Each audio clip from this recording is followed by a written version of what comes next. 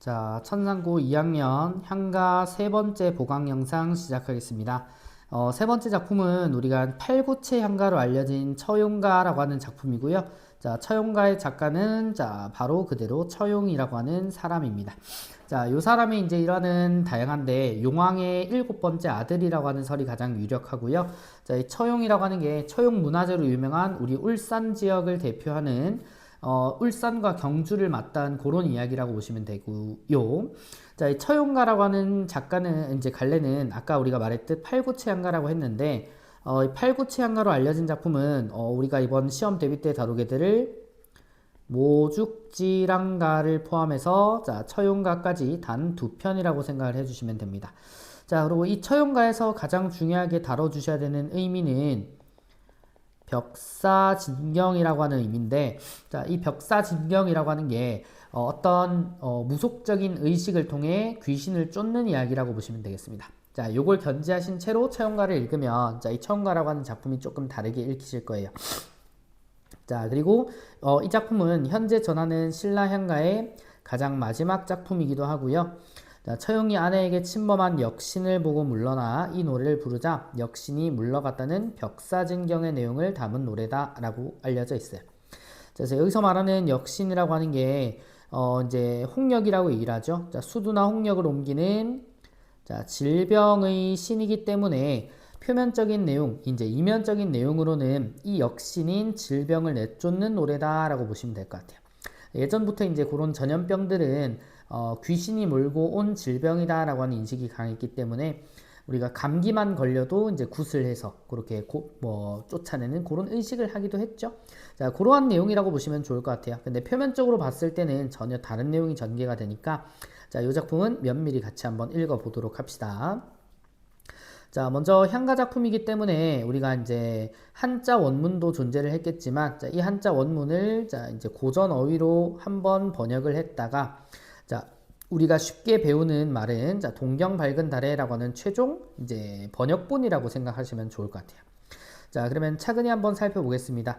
자, 동경 밝은 달에 밤들이 논이다가라고 하는 말이 나오는데, 자, 여기서 동경이라고 하는 장소는 지금 일본의 동경, 도쿄를 말하는 게 아니고 신라의 서울. 자, 예전부터 우리가 서울이라고 하는 이런 표현은 수도라고 하는 뜻으로 썼어요.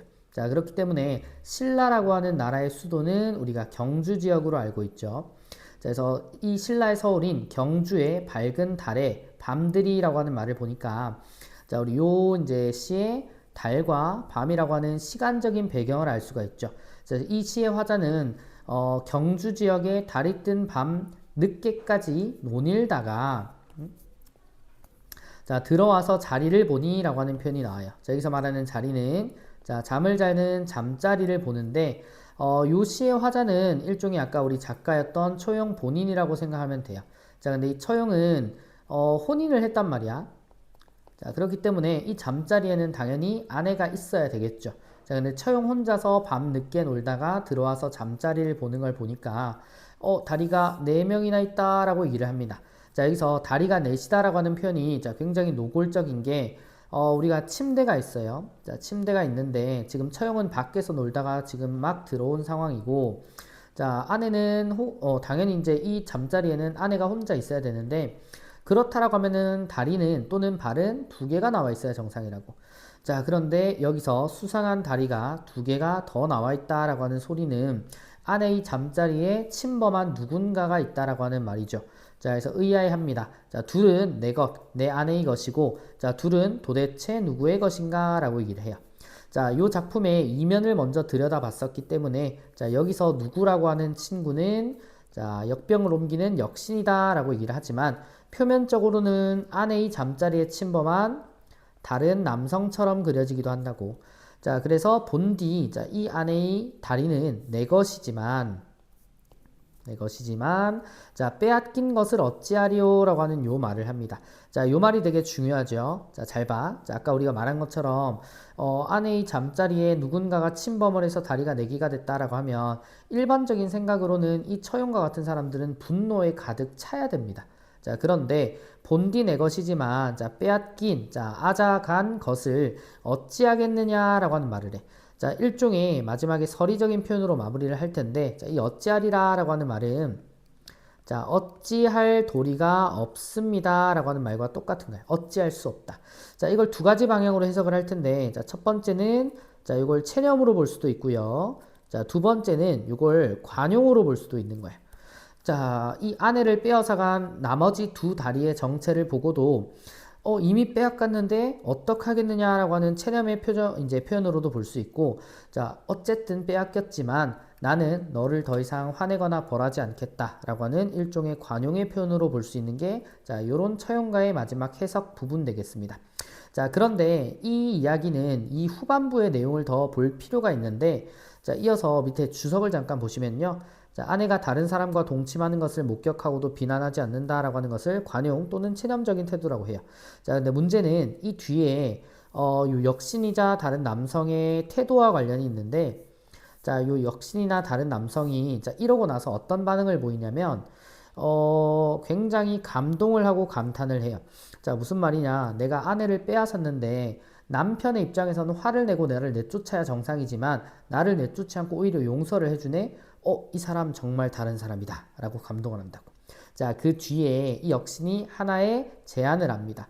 자, 앞으로 자, 처용 너의 얼굴이 그려진 이제 부적이죠, 일종의. 자, 이 부적을 자, 어떤 집이든지 집 앞에다가 붙여 놓는다라고 얘기를 하면 나는 그 집을 절대로 침범하지 않겠다라고 하는 일종의 약속을 하고 떠나간단 말이야. 자, 그래서 그 이후부터는 처용의 얼굴이 그려진 부적을 집에 앞에 붙이면 역신이 찾아오지 않는다라고 하는 그런 무속 신앙이 생겨났겠죠, 그죠? 자, 그런 무속 신앙을 우리는 벽사진경이라고 부르는 겁니다.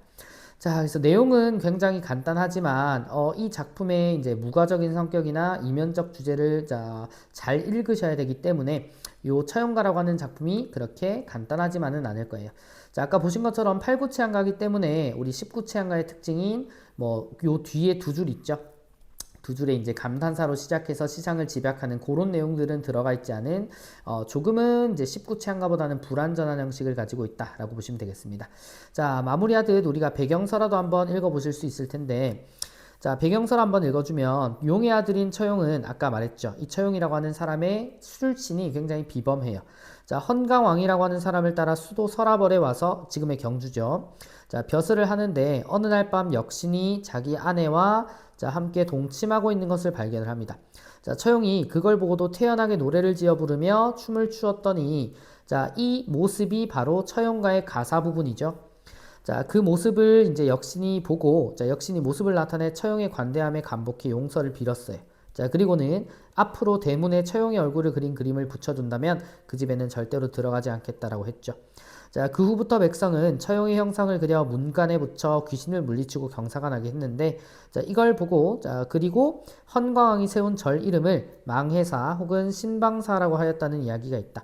자, 절을 새로이 만들고 건립을 했다라고 하는 요 이야기까지 있지만, 자, 처용가의 가사 내용과는 크게 관련이 없다라고 합니다. 자, 어쨌든 자, 여기서 우리가 알 수 있는 건, 자, 수도 경주에 와서 자, 아내와 함께 동침하고 있는 역신을 봤는데, 자, 태연하게 노래 처용가를 지어 부르며 자, 춤을 추었더니 관대함에 감복해 용서를 빌었다라고 하는 요 이야기가 자, 처용가의 가사 내용에 어느 정도 있습니다. 자, 독특하게 이 처용가라고 하는 작품은 고려 가요로서도 존재를 하는데, 자, 고려가요가 처용가인 향가 작품보다 훨씬 더 길기 때문에 구체적인 내용을 다루지만, 자, 기본적인 틀은 아내와 동침하는 역신을 용서하는 이야기 구조는 크게 다르지 않다라고 하는 거. 자, 혹시나 고려가요로서 출제가 된다면 보시겠지만 우리가 작품 수가 굉장히 많기 때문에 처용가가 출제가 되더라도 향가 작품에 한정이 될 가능성이 좀 높다는 거 알아주시면 감사드리겠습니다. 자, 그리고 이제 고려가요 처용가의 비교라고 하는 포인트가 여기 있는데, 자, 요 내용들은 그냥 알아만 두시면 좋을 것 같아요. 자, 잠깐 화면 멈추고 보시는 것도 좋겠죠. 자, 이렇게 보시면 이제 8구체항가인 처용가도 이렇게 수업 마무리하겠습니다.